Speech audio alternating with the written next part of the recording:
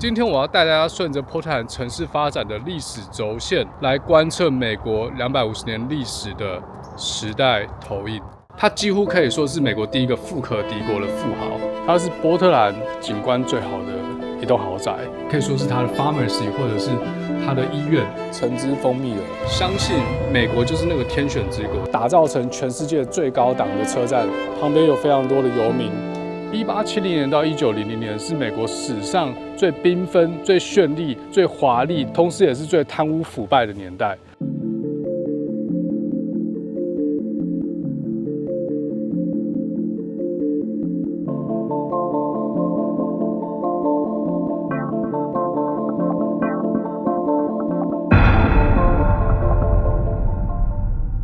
今天的起点就是我身后的这个 Fort Vancouver， 它在1825年由英国的哈德逊湾公司建立。那我就边走边跟大家回到19世纪初的美国。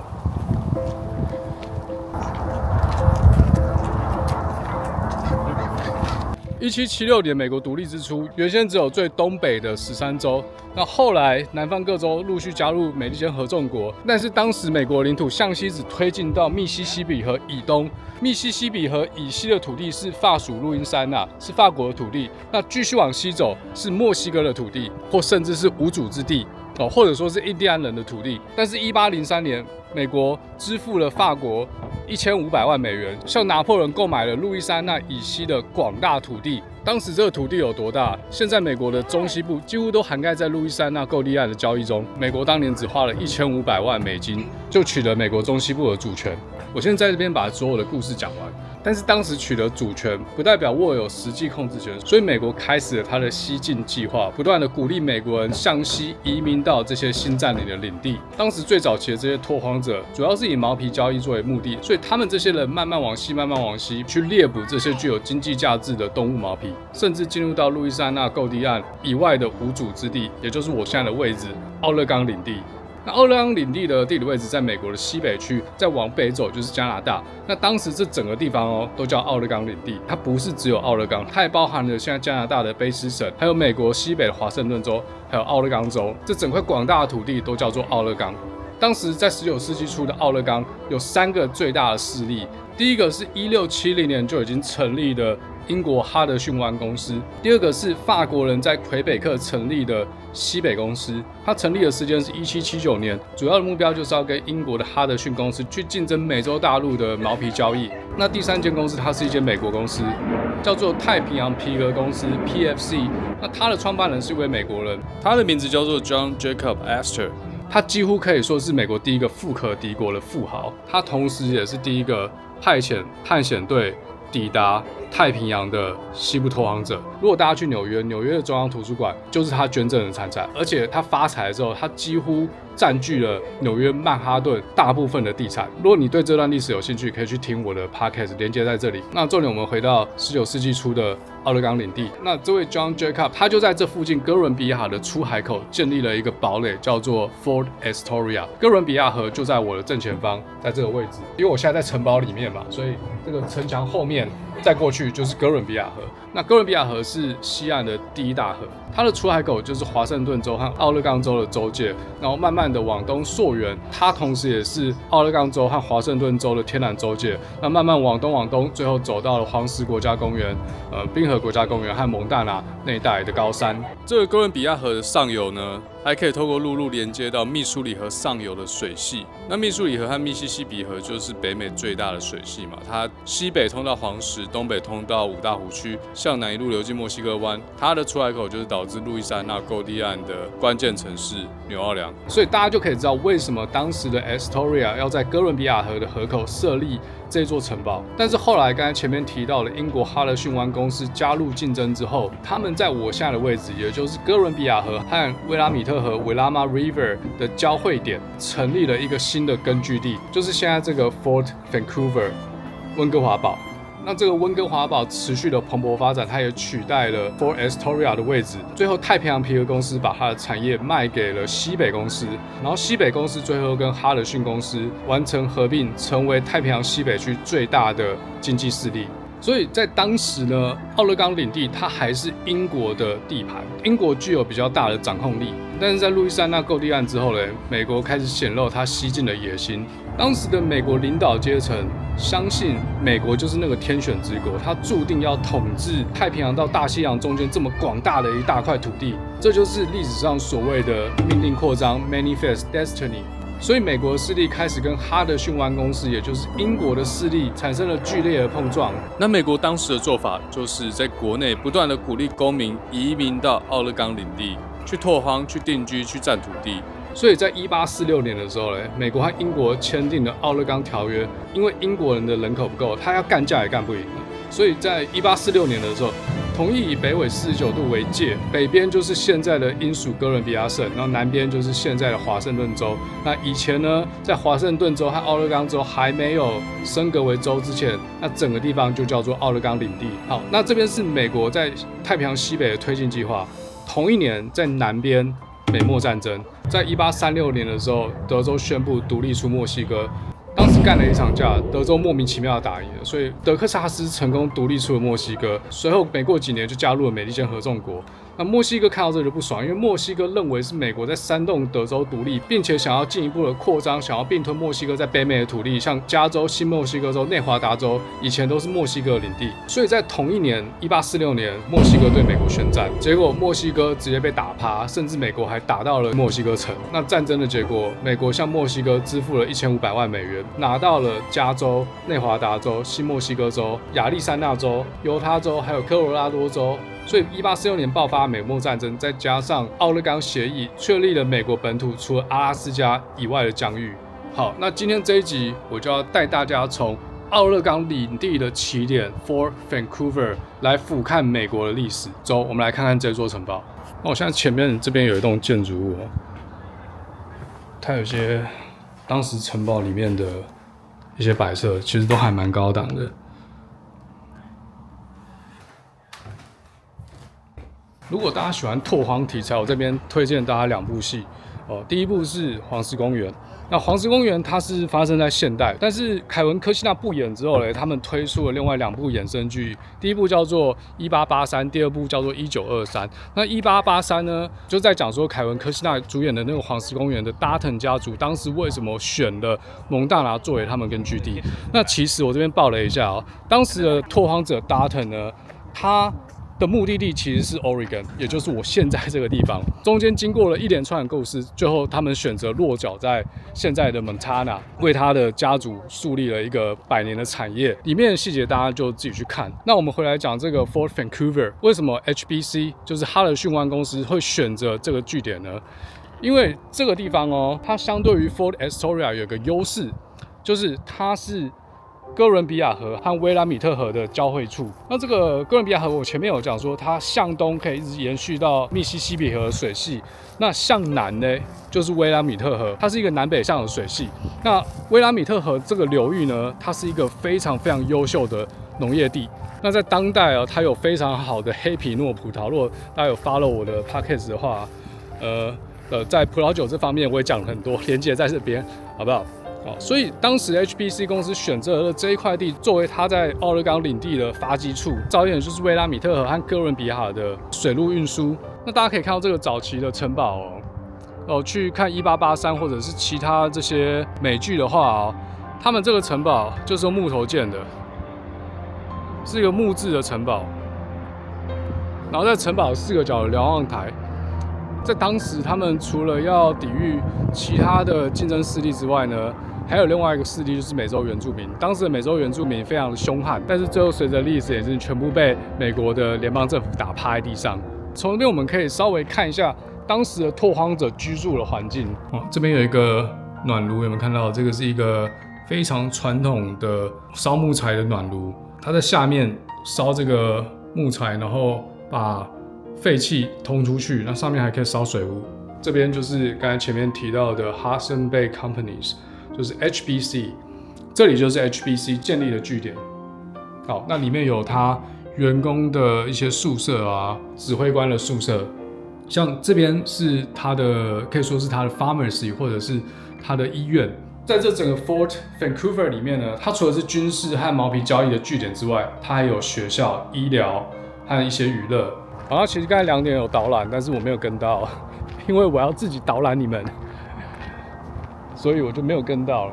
那在有时候，一年的某几天，这边会有一些活动，啊，就是去演出当时在 Fort Vancouver 当时时代背景的一些戏剧，那些演员会穿古装啊，然后把那些大炮都抬出来啊，然后还有一些跟当时的原住民交战的一些戏剧表演。看这个我前面这边有一个木桩啊，这上面有一颗钟啊，然后如果有敌人要入侵的话，就摇下面这个敲钟，不知道现在可不可以摇。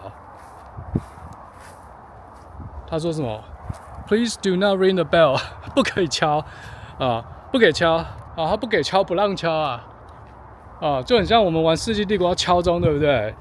他敲钟，那个男村民、女村民会赶快回到市政中心。现在这个 Fort Vancouver 就是市政中心，这么大的市政中心。然后当然以前有更多的房子啊，现在只剩留下来这几间，就是敲钟市政中心，然后男村民和女村民回到市政中心休干，啊，生出更多的男村民和女村民。那这个 Fort Vancouver 呢，入场费是10块钱美元，非常便宜啦，但是它也不是免费的。那这个 Fort Vancouver 外面呢，它是一整块的保留区，是一个非常大的公园。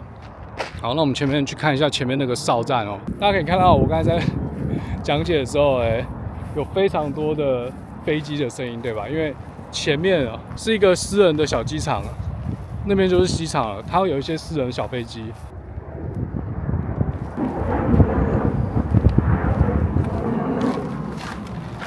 好，这些有一些模型炮台，是用这个东西打炮，有没有看到？炮台在2楼。好，这边有一个炮口哦。那我不知道为什么这个炮口是对内，不知道对内的目的是什么。那这边比较 make sense， 因为这边是墙外的。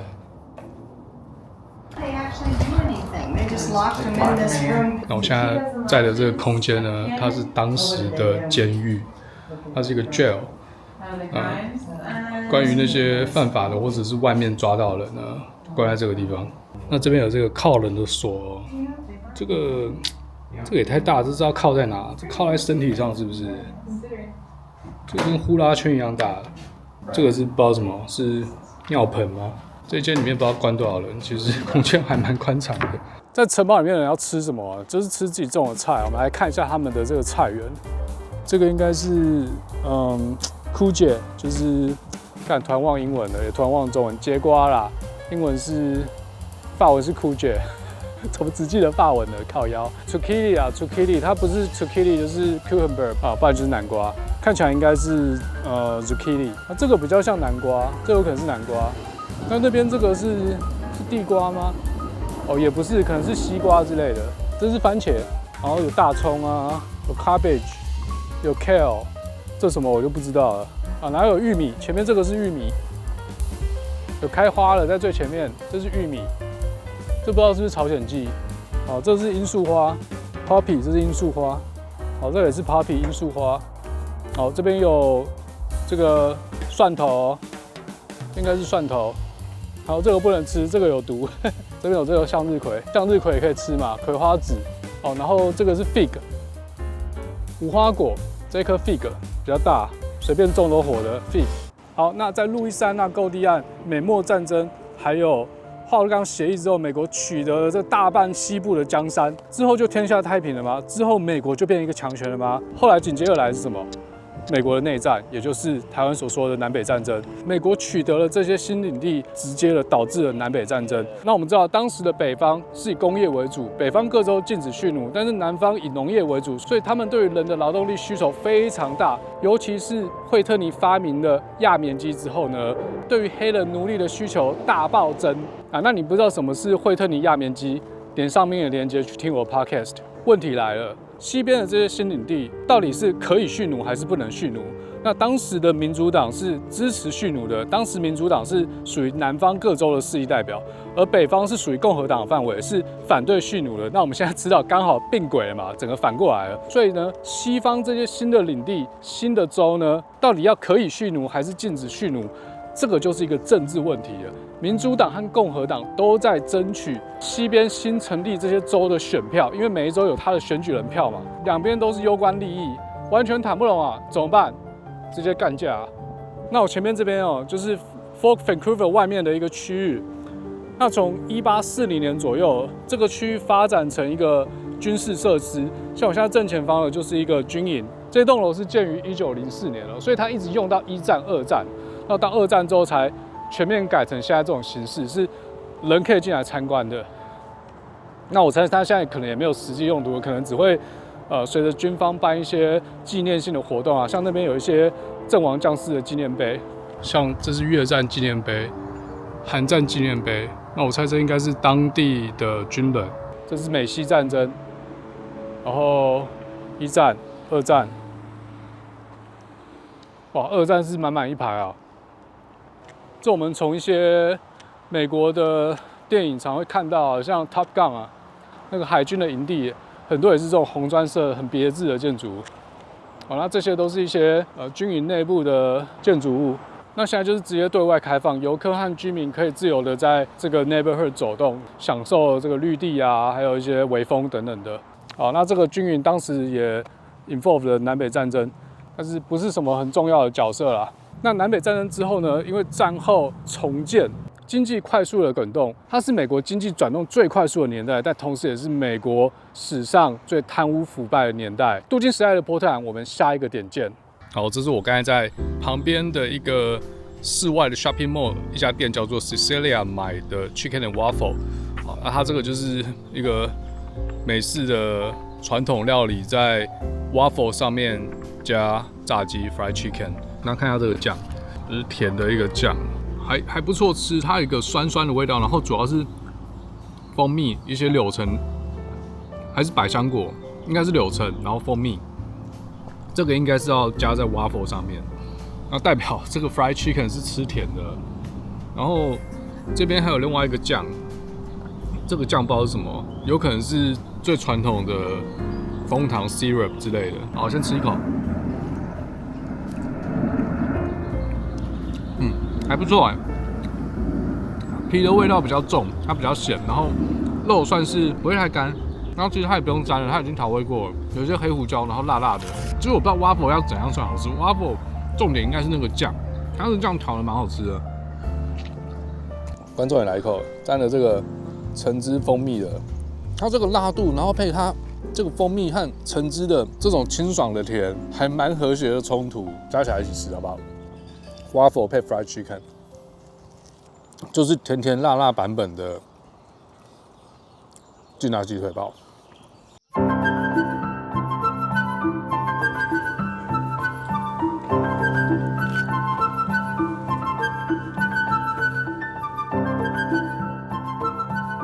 好，这个点呢叫做 Mansion Peacock， 它是波特兰景观最好的一栋豪宅。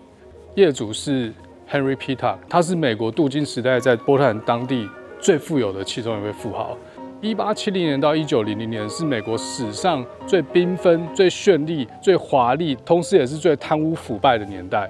美国的镀金时代，当时美国镀金时代有哪些富豪呢？石油大王洛克菲勒、钢铁大王卡内基、铁路大王范德堡、金融大王 J.P. Morgan， 这些家族呢，很多人到了现在这个时代，还是左右了全球的命运，就是画柱也当的意思啊。那镀金时代的波特兰呢，当然有一些区域性的富豪，像我现在所在地 Mansion Peacock， 它的业主 Henry Peacock 就是波特兰镀金时代最具代表性的一个区域富豪。那他基本上在西岸算是数一数二的资产阶级。那我正前方就是他的豪宅。这位 Henry Peacock， 他生于1834年，他是当时波特兰当地最具代表性的报业巨子，或者以现代的角度来说，他就是波特兰当地的媒体大亨。最初他加入了一间报社叫做 The Oregonian， 最后不知道自己变成老板。他成为这个老板之后呢，继续扩大 The Oregonian 在西北区的影响力，所以这间报社就变成当时太平洋西北区华盛顿州和奥勒冈州最重要的媒体。那除了这个报业之外呢，Peacock 还涉足房地产、银行、铁路、蒸汽船、牧场、矿业、造纸这些产业。那尤其是伐木业和造纸业，因为在我们前面介绍到的这个毛皮业之后，当地兴起的就是矿业，尤其是淘金业，还有伐木业。因为这个气候的关系呢，太平洋西北区满坑满谷的全部都是森林，都是这些西洋杉和 Cedar Wood 的这种高级木材的森林，所以伐木业非常兴盛。那镀金时代当时在波特兰还有几位比较重要的资产家，分别是从事铁路、饭店、交通事业的 Henry Fillard。那这位仁兄呢，他不只是波特兰当地的富豪啊，他影响力可以扩及到美国全国。那另外一位富豪也是从事铁路和土地开发的大亨 Ben Holiday。那第4位 Simeon Reed， 他主要在发展航运工业和地产。那这4位就是波特兰当地在镀金时代最重要的资产家。那我现在就带大家去看，为什么我说这个是全波特兰 feel 最好的一个山头。走，我们往前走。那我正前方呢就是 Mountain Hood， 所以这个别墅是正对 Mountain Hood 的轴线。那下面就是波特兰市区。从这里我们可以看到这一期影片呢，将会带大家走到历史轴线。那左边呢，我们可以微微的看到 Willama River， 它穿越了整个波特兰的市区。在近一点的地方，大概在这里有一个球场，这个球场是足球场。那左边这边有一个圆顶的建筑，它是 Moda Center， 它就是现在 NBA 波特兰拓荒者队的主场。这个没有过河岸的这一侧嘞，可以稍微看到这个铁桥，在靠我们近一点的地方有一个红色砖瓦顶的建筑物。那这个建筑物前面有一个凸起来，有点像我们台湾总统府，就是我们现在总统府中间的那一根。那个就是波特兰的火车站，叫做 Union Station。那这个 Union Station 的建造者就是刚才提到的，当时波特兰镀金时代的4大富豪其中一位 Henry Fillard。那待会我们会过去看这个 Union Station。这一座 Union Station， 它把波特兰推上了史上的最高峰，让波特兰在历史上差点有机会跟 San Francisco 竞争西岸第1大城的地位。那 Union Station 这个右侧的这个区域呢，它就是波特兰最老的 Downtown Area。那它同时也是现在波特兰的 Chinatown。那我们继续往右走那边有一个铁桥，黑色的有一个铁桥，有点被遮住了。那大家可以看到微微的这边有一个铁桥，这座桥是 Hawthorne Bridge，它连接了波特兰的东岸和西岸，它是美国史上保存最古老的垂直升降铁桥。那 Peacock Mansion 这座山呢，它同时也是整个波特兰最高档的一个区域。也不能说它房价最贵，但是它是一个最有历史的高级住宅区。那这个 Peacock Mansion 它旁边还有一个非常漂亮的花园它这个一整个过去是一个类似英式花境的这个很漂亮的花园。我每次来都是觉得真的非常漂亮。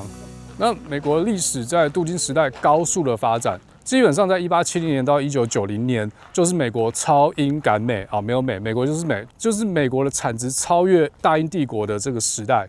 让美国在经济实力上成为世界第1强权，但是美国在军事上成为世界第1强权，要等到2战之后。但在这个镀金时代虽然创造了非常多富豪，但是也创造了非常多的社会问题。那南北战争解决了一些问题，但是也同时制造了一些问题，还是缺工，还是缺人。那人要从哪里来呢？大家想想，现在全世界的商品这么便宜，是哪一国人在制造这些全世界最便宜的产品？中国。美国废奴之后有一部分的劳动缺口，就是从中国的东南沿海去雇佣便宜的中国工人到美国去从事最低阶、最劳力密集的工作，也就是刚才前面提到的镀金时代富豪的财富来源，采矿还有铁路。那横贯美国东岸和西岸的这个铁路在中西部和西部需要通过一个渺无人烟的沙漠地带，只有中国人受了这种生活环境，在那边帮铁路公司建造铁路。但是1880年之后呢？西部的经济开始萎缩，开始进入萧条。原本这些中国人从事的是最低下的职业，但是当每个人都开始穷了之后呢，他们就成为了所有其他族群的怪罪对象，就跟现在一样。他应该听过什么叫黄害吧？中国人本来就已经被歧视了，但是1883年美国政府通过了排华法案，是由官方正式歧视中国人。排华法案禁止中国人入境，也禁止在美中国人取得美国国籍。那排华法案历史，我们到下一个点继续讲。我现在已经来到波特兰市区的 Chinatown， 它刚好是在波特兰最老的那个 downtown 旁边。波特兰其实有2个区域，有非常多的华人。那这边 Chinatown 是其中一个。那过河之后，另外一边有一个区域也是全部都是写华语。那这边是最古老的 Chinatown， 可是大家可以看到，现在我四周非常的冷清了，因为这边治安不是很好。我们就继续往里面走看看。原本这些可能都是有营业的店面，可是现在变得非常冷清，变成豆豆楼了。唐人街有没有看到？哦，外面画这个豆豆楼。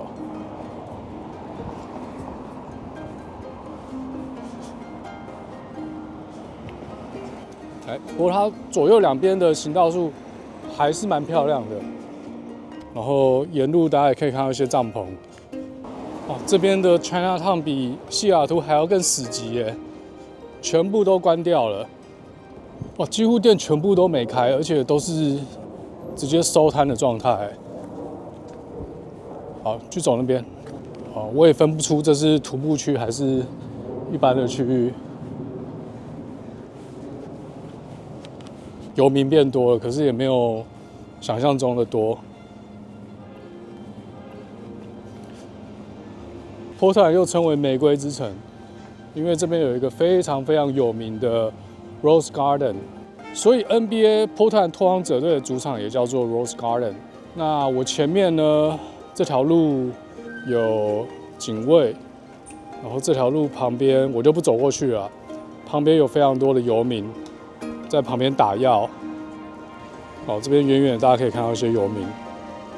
波特兰是一个美国历史上非常早就有华人活动的城市，在1851年建成的时候就有华人活动的记录。那为什么华人会聚集在波特兰呢？因为他们从中国被雇佣到美国来修铁路，要修一条横贯大西洋到太平洋铁路。到19世纪末期的时候呢，波特兰聚集了超过5000个华人，是美国第2大的中国城。那这些华人除了从事铁路修建之外呢，他们还做淘金、洗衣、开餐厅这种最基层的工作，建立了自己的社区，有药行、银行、学校等等。所以当初早期在美的华人跟犹太人有点像，他们没有融入当地的社会，自己形成一个社群。尤其在南北战争结束之后的镀金时代，当时美国经济过度的杠杆，导致了西岸开始通货紧缩。那这些华人呢，因为他们吃苦耐劳，拿的薪水比人家低，做的工作比人家好，所以就被其他社群排挤了。不是只有白人排挤华人，连当地的黑人和原住民都对华人开刀，因为华人抢走的就是他们的工作。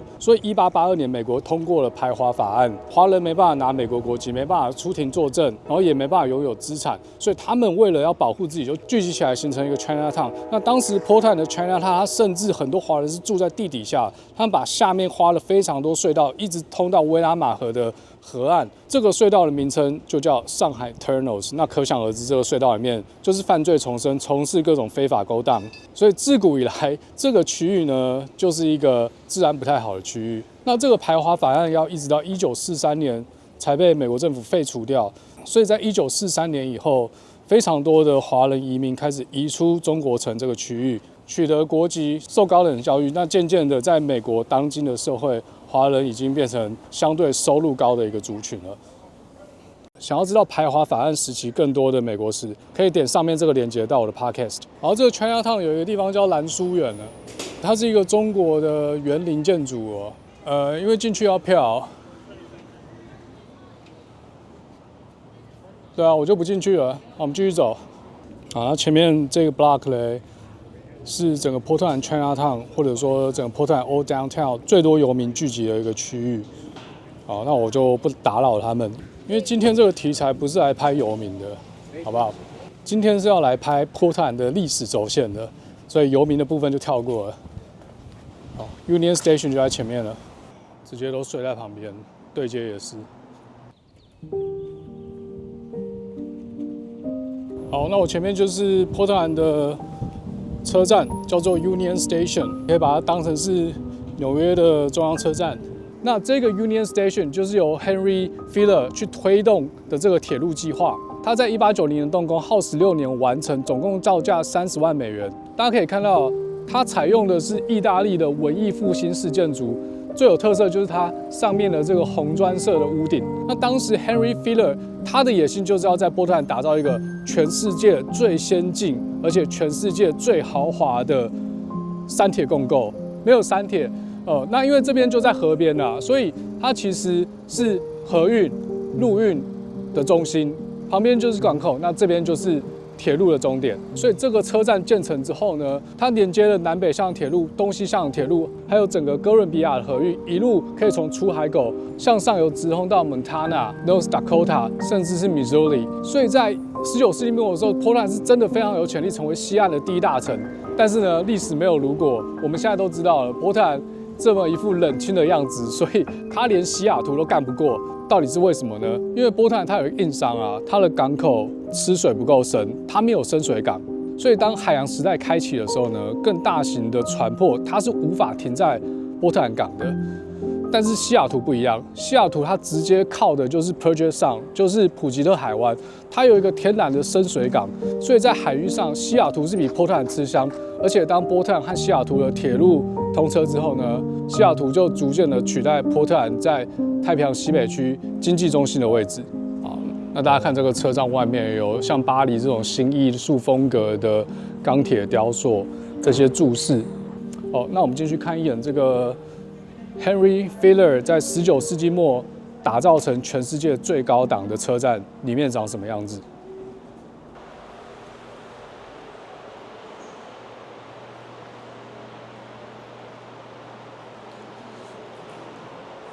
哇，那以当时的角度来看呢，这个车站确实是富丽堂皇哦。大家可以看一下这个天花板，还有它的车站大厅。那当时的这些铁路公司现在都不存在了。那现在还在使用这条铁路的是 Amtrak， 是美国最大的铁路公司。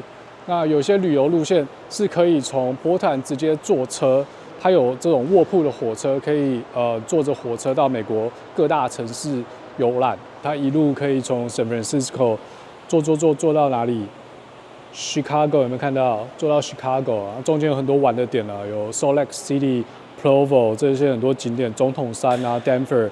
这些景点可以下来去玩的时候，再坐上卧铺火车，继续往终点前进。哦，我记得票价蛮贵的，好像一趟要700块、800块起吧，有那种5000、6000的，就是我说美金哦，啊，就是它整个行程是40天啊、30天，这个长途的火车旅行，我还没坐过。那如果未来有机会的话，我是蛮想尝试看看。哦，它这个时刻表很古典、很别致。真的是非常漂亮，很明显啦，车其实不多嘛，跟欧洲比，美国的铁路客运是非常不发达的，大部分人都是坐飞机。